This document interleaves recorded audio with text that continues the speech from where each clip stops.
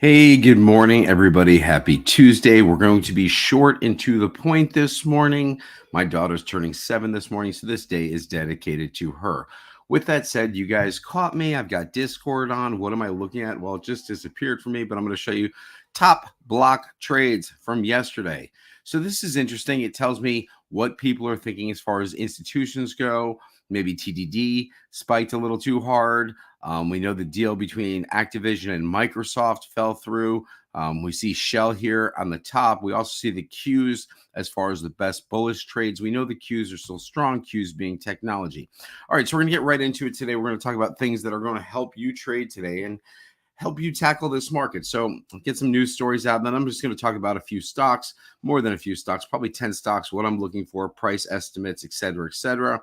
Okay, so first, market in general, right? Dow rises for the sixth straight day, closes at the highest level of the year. Okay, so everybody that is bear, okay, or a perma bear, understand you've got to play the market trends, see what the market's doing, check out volume. Now, volume yesterday was extremely low, so it does make me more worrisome about the market. But if we look at the market yesterday, and I'll get to that soon, but we want to talk about three stocks that I mentioned yesterday. I mentioned Tesla, I mentioned Nvidia, and I mentioned Netflix.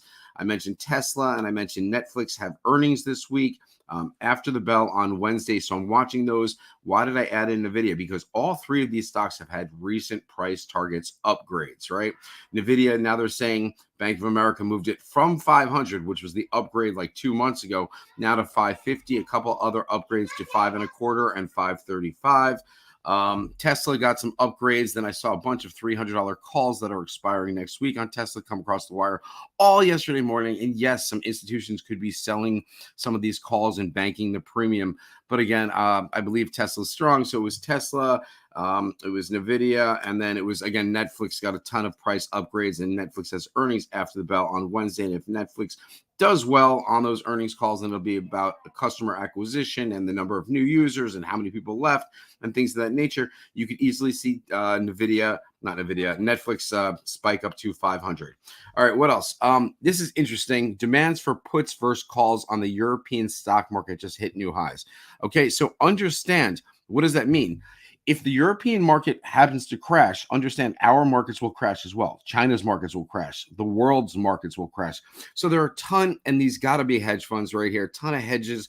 They were short the European markets 3-4 months ago. Europe's going higher, same with us. So understand they're just doubling and tripling down their bets. It doesn't mean necessarily that the markets are going to crash. In fact, the likelihood of recession is coming down as we go forward into the year. Now, this is interesting. Chinese property developer Evergrande has posted an $81 billion loss over the past 2 years. So you guys hear me downplaying and bad-mouthing China. And if you look at the yen, which is the triple bull of the Hang Seng. So, of course, I like to short the yen, YWNN, down 3.5%, probably pre-market this morning. I like to play it as an overnight gaps, especially when China's struggling. And I already mentioned all the reasons China's struggling. What else did I want to share? Not a picture of my dog. Okay, yeah, this is the SPY from yesterday. Closed at 450.85.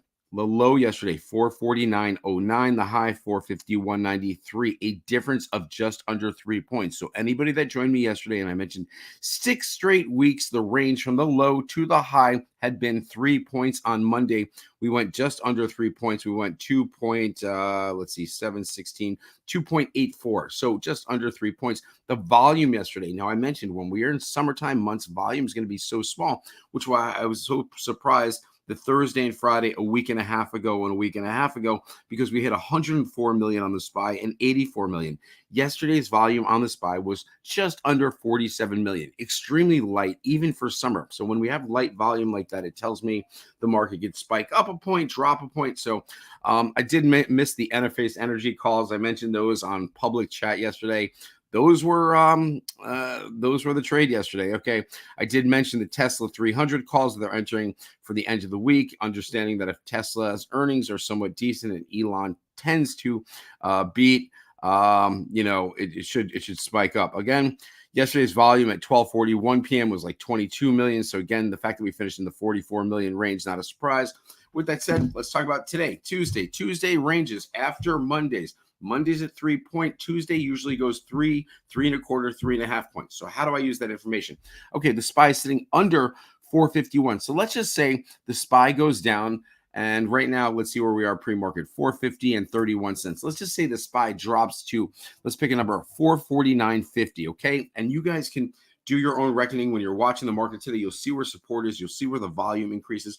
But say you find the SPY find support at 449.40. Let's just use a number like that, 449.40. And you say to yourself, okay, 3.25 points range. If 449.40 is the bottom, let me add 3 points. So we're at 452.40, and then add that quarter. So we're at 452.65. So I would say to myself, okay, 452.65. Again, I happen to think the market's going to run up as long as we're still in a bull run, and we still are, to 455, possibly 457. Then I'll reevaluate and I'll decide. By the way, the opposite of the yin is the yang. Seriously, people like, oh, I didn't even know there was a, the yang. I used to get the yang. Yes, and happy birthday to my daughter. Okay, so let's talk about scenarios again. 3 to 3.5 points. I'm thinking 3.25, 3.5. If we touch 349 and we don't go under that, we don't see anything with 348, then we're going to see 352. With that said, they've been continuing to buy the dips, not for every stock. Let's remember the stocks I mentioned yesterday. I'm going to get right into the stocks right now after I give my bullish and bearish scenario. So your bull scenario is market continues to get bought up, and instead of 352 and change, we're going to see 354. So we're going to dip. We're going to dip down to 450, and then we're going to see 454, okay? 4-point range, a little over that. That would be your extreme bull case scenario. Your extreme bear case scenario is, okay, we dip on open, which we're already there. We bounce off 450. We hit 451.50, and that becomes the top, 451.50. And then we go down, what, 3.5 points. 3.5 points would put us right at 448. So the fact that we're opening at 450 plus, and that's your bear case scenario, we're going down to 448.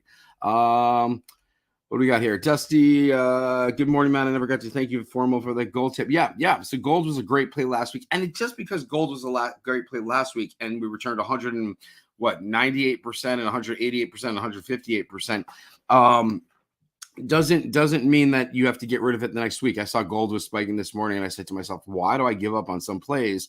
I could have just re-entered. My latest play is United Airlines, which actually is down a little. I think I'm off like 9 or 10%. That was the one I gave out on Monday. Again, United Airlines has earnings after the bell tomorrow. I'm looking for a pop probably to like 58, 57, 50 with decent earnings. Not that it won't be sold off after that. They might sell it off Thursday. They might sell it off Friday, but I'm just looking for that pop. Okay, so let's get into some stocks. I spoke about the SPY. I spoke about what's controlling the market. Again, I'm just trying to get out to my daughter's seventh birthday party. Yeah, we start early here. Okay, so I've got Rivian on the board. Remember, going into yesterday, I mentioned I had Rivian puts and Neo calls, right? 2 EV stocks. That would be like playing NVIDIA calls and AMD puts or something like that. You know, you think one's going to move more positively than the other one moves negatively. So again, I was looking for Rivian to go down. It was off 5% pre-market yesterday. Neo was down 1% pre-market yesterday. So again, I had calls on Neo. So those were a little red, whereas the Rivians were very green. And again, I took profit on that. What else did I mention? Palantir, now it's 1740. It's up 3% pre-market. They were playing with it after hours yesterday. It's definitely getting the volume. People are just all over everywhere. I'm hearing $20 on Palantir. So maybe that's the magic number on Palantir. Neo, which is up 0.95%, and actually finished green yesterday by 2 cents. So again, I'm still holding those calls, which I mentioned yesterday. What would I probably do since both were down? I was going to take profit on Rivian. I wasn't going to add to Neo because I didn't want to do that, but I was going to carry it forward. I've got Boeing on my list right here. I'm just curious about Boeing. Again, it's Boeing, United, Delta. They've all had multiple outflow days. I'll show you what I'm looking at as far as Delta goes. Okay, so Delta, we had a couple inflow days, 3 massive outflow days, and then one more inflow. If we turn around, we've seen some stock. You can see Delta at 48. Now, me personally, I played United Airlines, and again, I'm going to show you the same thing. United was pretty strong, spiked over to like $57. Finally consolidated, had 4 straight sell-off days, outflow days. We finally had our first inflow day yesterday. I was assuming we would have multiple ones. So again, I entered on the last day. We got a bit of a turn up, but again, I'm still right in this position, but I'm holding because if we see inflow days, we got Tuesday, Wednesday, Thursday, Friday, you give me 2 out of the 3 leading up into earnings. I think United Airlines is going to be a decent trade. Anybody can get in now cheaper than I could. Again, you don't want to buy at market open. Anytime you're purchasing anything at market open, you're just screwing yourself, right? Because unless, and here's the one catch, unless you're looking at an option and the current cost is like $1.50, and you say to yourself at market open, I'm going to bid $1.20 because I know that when the market opens, it's extremely volatile. So I'm going to look for a 25% discount from $1.50 to $1.20, 30 cents, right? So that's something that you could do. Same thing when you're selling an option. I know a lot of us don't like to sell options on market open, but if your option that you paid $1 for, that you figure out the value should be $1.50, so you think you're going to ask for $1.50 and just be out of the option, whereas you might be able to add another 10% and go $1.65, knowing that at open there's extreme volatility. And some idiot might say, okay, wait, this stock's going up. Instead of $1.50, I'm going to pay that guy $1.65, and then as soon as you pay that, right, it goes back down. You're like, I got $1.65. I got the high when selling the option. The other dude's already in the contract and he's down 20%. So again, I like to do something like that. I've got Oracle, but I won't trade Oracle. So I'm actually going to remove that from my watch list. You guys should update your watch list constantly. The yen is off 4.2%. So again, I'm going to take profit on that. I do have Robinhood because I've been talking about Robinhood for a number of times. I think Robinhood has the chance to squeeze even higher, maybe to a $15 number. Again, we're at 12.5. I've been talking about Robinhood for 2.5 weeks since it was my lotto play 2 Fridays ago. What other stocks do I have on here? Carvana. I'm not sure if they're done playing with that. See, now here's why I'm upset, because Carnival was my other option instead of United Airlines. In Carnival, we would have been in at $17.29. It's at $17.71. Pre-market, it's at $17.86. So rather than being up like 5% on a trade, which would have been 50% on any given option contracts, I'm down 10% on this United Airline contract. So again, I was looking at Carnival, but I always have the worst timing with Carnival. But those are Dow plays. You're looking at Las Vegas Sands, which has earnings, Wynn Casino, Carnival, some of the other cruise ships, Royal Caribbean, the airlines. You have Boeing, you have United Airlines, you have American Airlines, you have Delta, which reported. Then you have, I like Robinhood. I've got Carnival. I won't touch Disney yet, although Disney at some point has to be attractive. I mean, Disney is just dropping and dropping and dropping. We're at a 3-month low. We're even closing in on the 1-year low. If you go back to the 1-year low, we're touching the numbers that we touched in December. And then from December, it ran all the way up to 120. So, I mean, you're talking about a 30% move. It's possible. I mean, I know some people that have started Disney positions. I wouldn't start one yet. I'd want to get in a little cheaper. Lucid, I don't want to trade that anymore. So I'm going to remove that, delete. Uber finally is still sticking at that $45 number. At $40, it's a buy. At 45, 46, I'm not really sure. SoFi has had a shitload of demand. So where could SoFi run? Again, I wouldn't go over $10, but it's run pretty strong over the past couple of days. Again, if today's an inflow day, you're going to see $10. If today's an outflow day, you're going to see $9 flat. So that might be an option that I'd be looking to play based on what I think the market is going to do. And again, when I look at what the market's going to do, what I go is I do, and I sign on Discord, and I'll look at market Netflow, most important. Again, I can look at the top block trades, which I mentioned earlier someone was doing. I want to look at, let's see, TR. Netflow market, and I'll go 5 days out. This tells me for the first 5 days, last 5 days. So we see, okay, well, we saw puts start to spike up here as the market was dropping, but look what's happening. I mean, they're still buying the calls to end the day. Hopefully you guys can see that the call premiums are still high. The put premiums are still pretty down. So even though the market looks to open red, again, it still looks extremely bullish to me. I'm going to look at the Qs as well, and I might even check out the SPY, Netflow. Let's check out for the Qs, which is technology. Oh, I didn't do a 5-day count there. So let's do Netflow, Qs, and let's do a 5-day count. Okay, so let's first go up to the day from yesterday. So what happened yesterday? All of a sudden, the put premiums for the Qs dropped off, which means tech is super strong right here. So did it surprise me that tech spiked up to 383 the Q spiked up to 383? No. What do we see end of day? Well, they did fizzle out just a little and the price did come down, but the calls are still strong. The puts are still weak. Okay, so let's go out to the 5-day model. The 5-day model, well, we saw last week towards the end, right? All of a sudden, put premiums went up, right? The price was still going up. Price is still going up. Came down a little. They're still not having given up on their puts, although we did see that fall off yesterday, okay? And we have seen the call spike at the end. So again, it's a mixed market right now. It's meaning that everything isn't straight going up, meaning Netflix, Microsoft, NVIDIA. You've got to be somewhat selective. So I look at price target increases. Again, we've been talking about NVIDIA for a day. It has like a 16-point range. So when you see it dipping down to 440 and it finishing at 456, or dipping down today to, let's say, 448 and finishing at 464 or something like that, you could play that over and over again.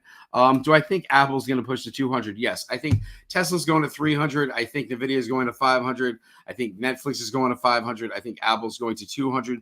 I think the Qs are still extremely strong, which I pointed out. And if you'd like to hear more, I'm about to drop a video on Discord. That's where I'm heading now. And then I got to do my daughter's 7-year-old birthday. And tomorrow we're going to the water park. So there is no live stream tomorrow morning. So please join me Thursday. And we'll be talking about lottos for Thursday going into Friday. Have a great day of trading. Be safe out there. Remember the 3 S's: safe trading, secure profit, stress-free, and let's add a 4th one: have a complete strategy. All right. Know your entry, know exactly what you're looking for, and then know your exit strategy. With that said, if you like what I do, thumbs up. Thanks for joining me, and I'll see everybody on Thursday.